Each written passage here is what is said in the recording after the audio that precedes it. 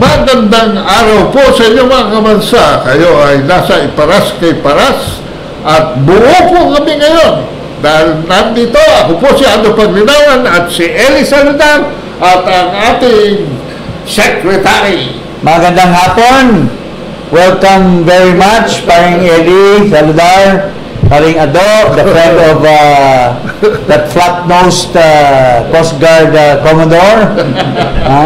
Magandang hapon po ninyo mga amigo, mga kababayan sa buong Pilipinas. Dito po kami sa Iparas kay Paras. At siyempre, magandang araw po sa inyo, no? At nagbabalik, siguro regular na po tayo na nababalik dito po sa Iparas kay Paras na. At kami po ay overwhelmed by the presence of my good friend, paring Eli Saludar. Top billing ngayon po yan. Pero paring Eli, ano bang nangyayari dyan sa Malacanang? Pati yung isang magaling na reporter ay pinatulan pa nila. Wala na ba silang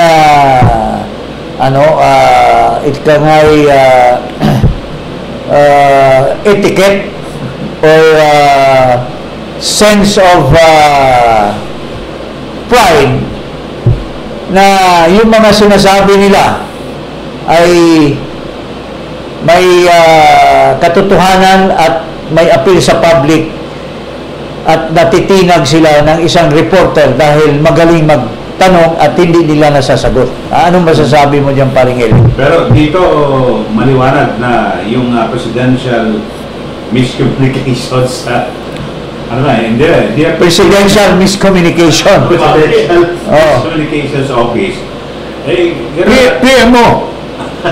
Pero alam mo, Sec Jing, yung PCO, yan ang sabihin natin isa po sa mga pundasyon ng presidente, komunikasyon sa tao, ng gobyerno sa tao. Yes.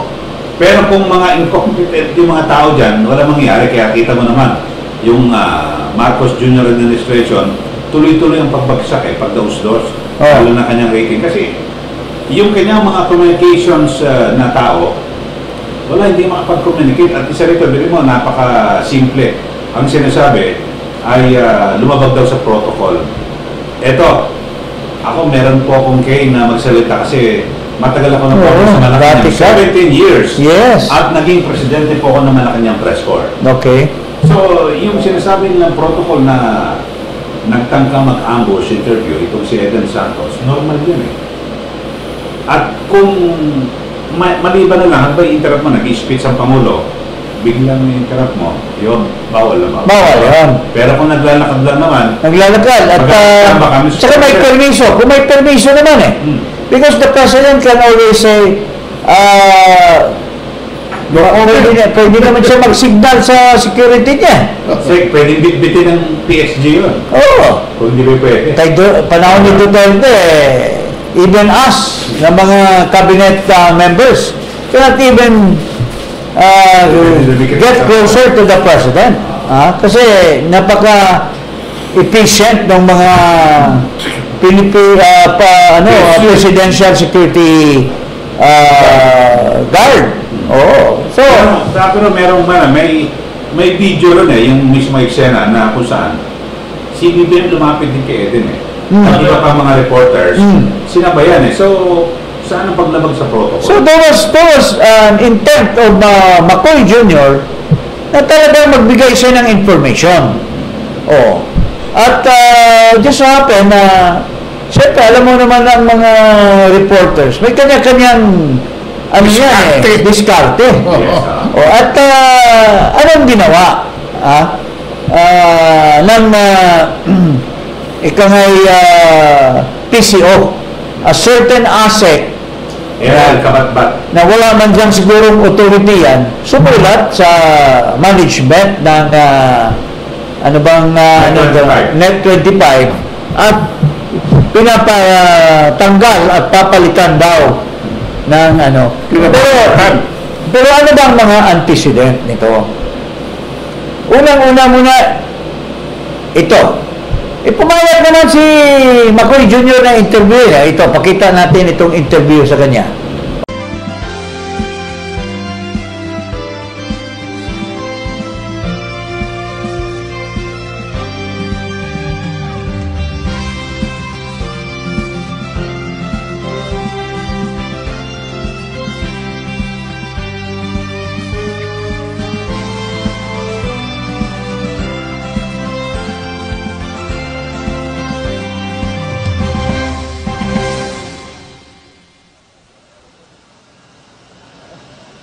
Magandang umaga. Okay, so panood ho natin no, na kung saan ay nagtangkang lumapit itong si Eden Santos, pero inistima naman siya ni Pangulong Marcos Jr. At nandun, ang security ang dami. Hindi naman tinanggal eh. Hindi sabihin, hindi pinigilan. Kaya lang, hindi naman natuloy interview. Baka siya mamaya na interview. Ako, ang thinking ko dyan, hindi yan. Alibay na lang yan ni Kabatbat. Yes, tama. Ang real talaga dyan, siguro dahil sa kabubuhan at itong lukaret na taga-pagsalita or ano ba siya? Palace Press Officer. Sa kanyang mga press briefing ay parati siyang nasusupla dahil hindi siya nagpiprepara. Hindi siya kumpleto sa mga facts and figures. Ito si Eden Santos, well prepared at saka magaling magtanong, nasusuplak parati si Claire Castro. Nagsumbong yan kay J. Ruiz o sa higher office ng PCO at instead na tama ang gawin, mali ang ginawa at pinapatanggal. Instead of galingan ni Claire Castro ang kabubuhan niya, alisin niya ang pagkakabubo niya at galingan niya ang pananagot at magiging neutral siya, hindi niya titirahin ang mga Duterte. Ang gagawain lang niya ay ipakita sa taong bayan na magandang mga programa ni Marcos. Kumukuha siya ng magagandang mga data sa mga departamento at yun ang ipapakita niya. It just shows kaso, mga kababayan, na itong si Castro hindi preparado. Hindi siya preparado. Kaya nauutan siya, tapos parating si Eden Santos ang nagtatanong ng magaling at nabablock out siya, mga kababayan. So, tingnan natin yung mga insidente na kinakagalit ni Claire Castro. Ito, yung tungkol sa droga. Itong tinatawag nating mga yung certification. Clear. Drug-free na yung mga barangay. So, ito. Barangay na nasasabi nating drug-free. Hawak na natin ngayon yung listahan ng mga pangalan ng drug-cleared na mga barangay nationwide. Mga bilang lamang po ng mga barangay yung nandito at wala yung mga pangalan ng mga barangay na ating ang naitanong dun sa previous briefing. Nung tingnan natin ay halos kalahati nito, kaya pala siya makapal habang pinapakita niya kanina sa briefing. Kalahati po nitong mga to ay mga blankong papel. Grabe, cheating! You're cheating your audience. Can you imagine, papakita mo, ito yung mga tapos mga blanco ng papel lang parang hindi, ano masasabi mo dyan sa media practice? Isa itong pandaraya sa publiko, di ba?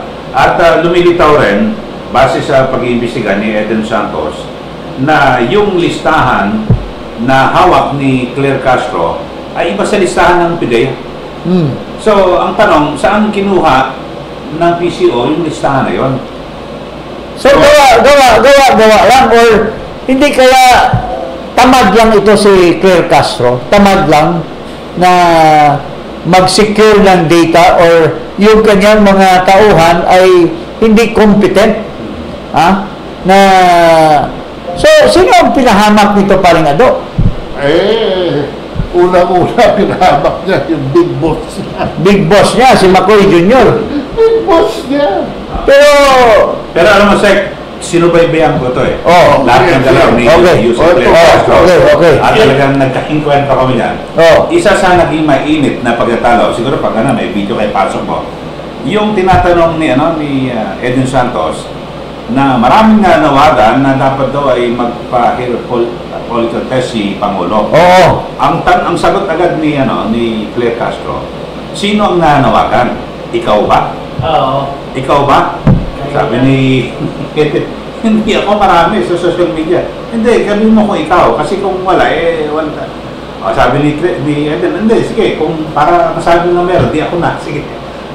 So, talagang nagkainitan sila doon. Tapos, ang daming mga iba't ibang mga sinasabi tungkol sa bigas.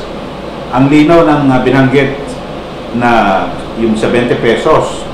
Ang pagkakasabi noon, fake news itong si Claire Castro, na sinabi raw ni Pangulong Duterte na ibababa sa 20 pesos yung bigas, pero nakalagay up to yung may mga yung aprubahan yung sa rice certification law maibababa yung bigas ng hanggang ganito, hindi ganun kababa yung magiging bentahan per kilo. So, yung ibababa, 17 points.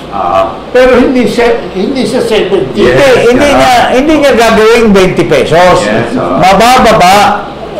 Ibababa. Pero hindi yung pinramis ni Marcos na magiging 20 pesos talaga ang presyo. Oo. Tapos pagkatapos ng mga ganang insidente, makikita mo, araw-araw sinusubaybayan ko kasi yung kanyang press briefing.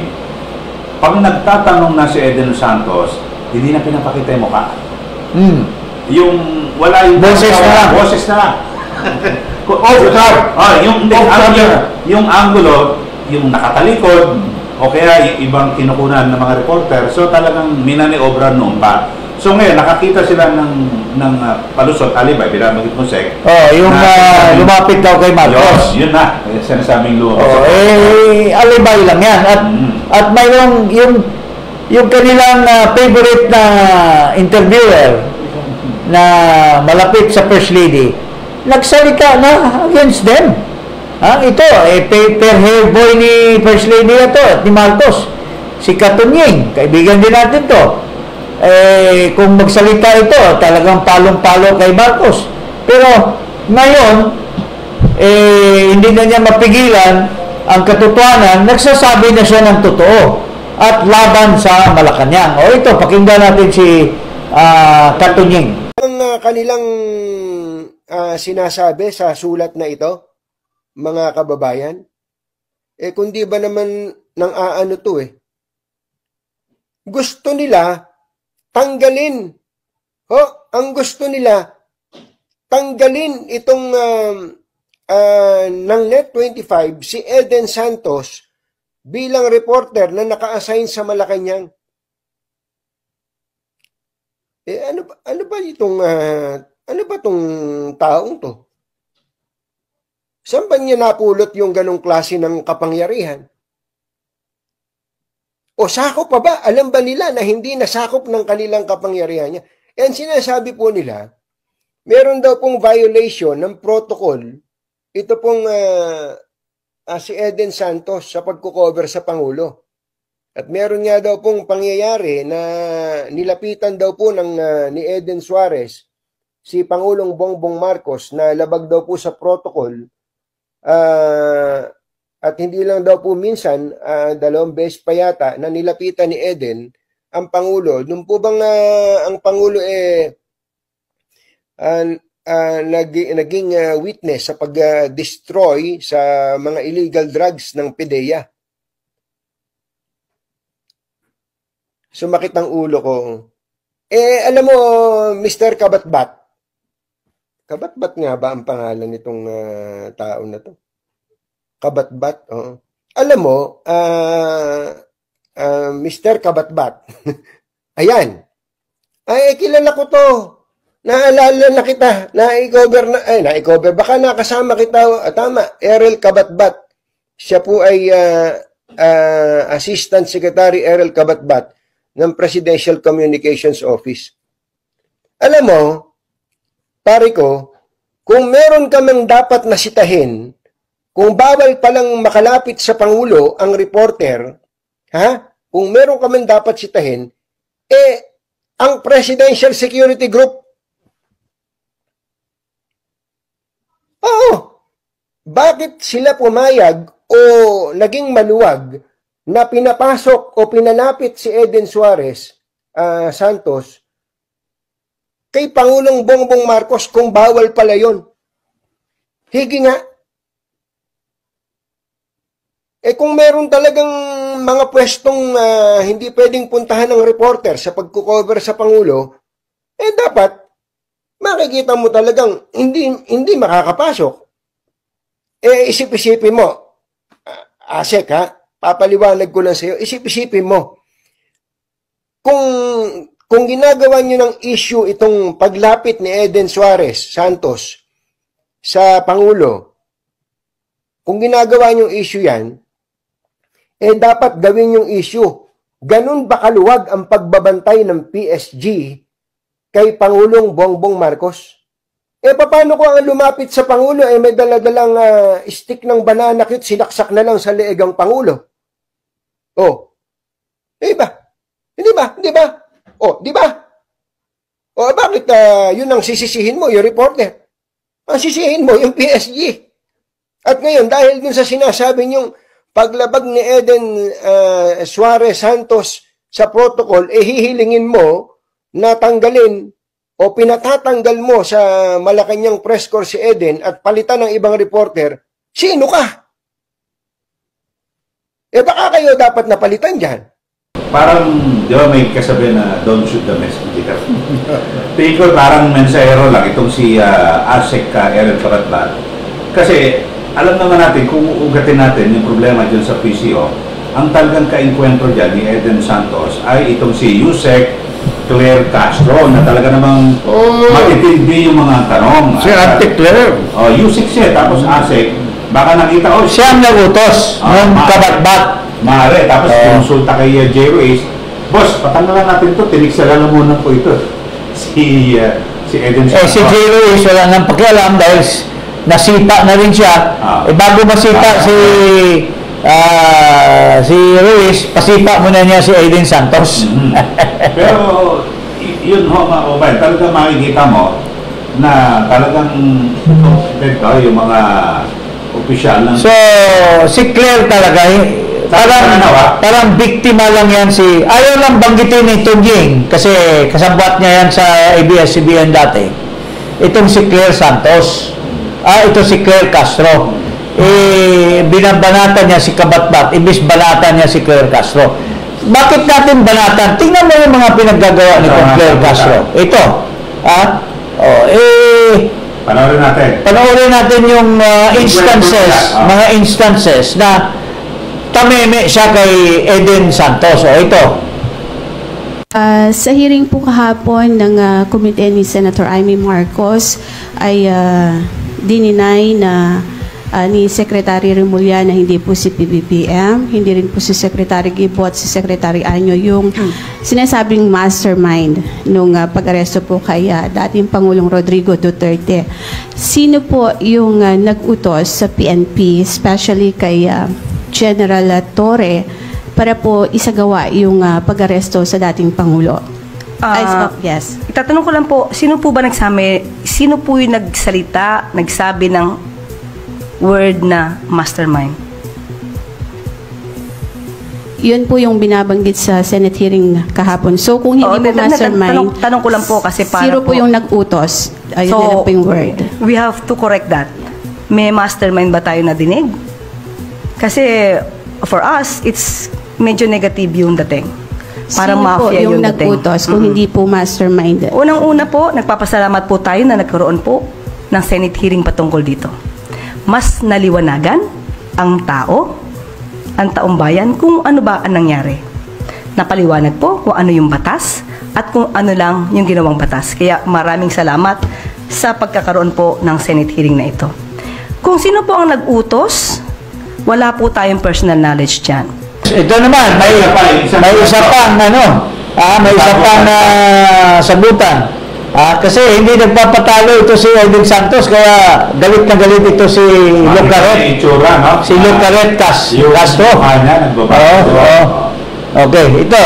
Meron na po ba tayong mga ebidensya, mga documented na magpapatotoong itong mga vloggers na itong particular na lumalabas sa segment, talaga pong mga troll armies ito, mga fake news lamang yung kanilang ginagawa at sinasabi? Actually, syempre po, bago po tayo magbintang, alam naman natin, we have to presume them innocent until proven guilty. So, ang bawat isa po, kumbaga, i-verify muna po yan bago sa atin sabihin, ay, party ka ng troll army. Ito lang ay mere description kung paano yung kanilang ginagawa. So far po, wala pa kayong na-verify na masabi na ito talaga ay nagpapakalat ng fake news, a troll army po itong mga ito? Wala pa po in particular, pero inaaral na po namin, kaya po yung mga ibang mga sinasabi nating fake news ay atin pong sinasagot hanggat sa makakaya natin. So hindi naman din po kayo kabilang doon sa mga masasabing nagpapakalat din ng fake news since wala naman po palang mga verified batayan yung inyong mga sinasabi. Sila palang nagkakalat ng fake news, which is really true, ha? Paring Eli. Ikaw, matagal mo nang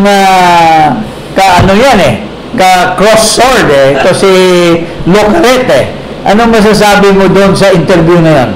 Pero kasi, alam mo, ang dami-dami ko ng pagkakataon na umattend na sa mga press con, lalo na dyan sa Malacanang.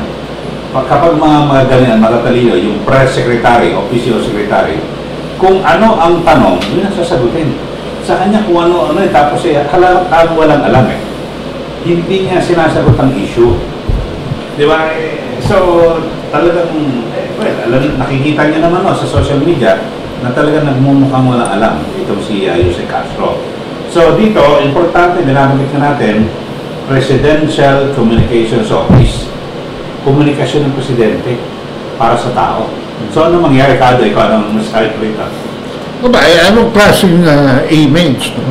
Unang-una, walang sinasabing accomplishment na verified. Tapos, yung pulpit niya, nagiging cause for the verification of some political officers na, especially the Dutertes, no? Na hindi nila kasama. So, anong klase yan? Parang nakakatulong ba kasi that's why we have a communication office, because the purpose is to communicate to the people what the president has done, what good things has been carried out to serve the people. Pero if the communication office is the one that even destroys the image of the president, what kind of office is that? Hindi lang dahil attached yan kay Makulong may kinalaman din ng taong bayan dahil tayo nagbabayad ng salary niyan, buwis ng tao. Now, kung pagtos at lalong binabaon ang Pangulo, what is his there for, di ba? Di ba, mga kababayan? So, tulad ng ito, very clear example. Nagbigay siya ng report tungkol sa mga barangays na cleared na daw. Sabi niya, 4,000 something. Mayroong isang nag-comment na nung panahon ni Duterte,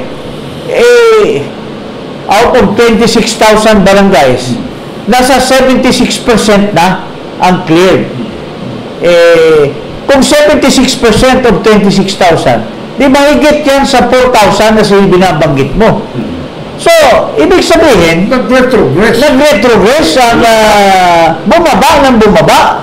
Ibig sabihin, lumala ang droga sa ating bansa. Dahil kumunti na lang yung cleared ng mga barangays. In other words, nagiging dumami ng barangays na naman bumalik. Bago si Presidente Duterte, bumalik yung level na yan. So, are you helping the President? Sinasabi ni Marcos, my approach to is nahuli namin ito, nahuli namin yan, approach namin ay walang namamatay, pero effective kami. Pero how can you become effective kung ang data mo shows otherwise, di ba? Paring Ado. Ako, parang it lacks benchmarking.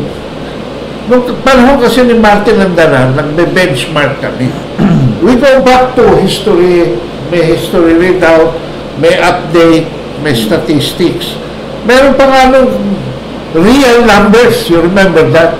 Yung kampanya natin na real numbers. Pero ang problema dito, parang ako'y naaawa kay Auntie Claire.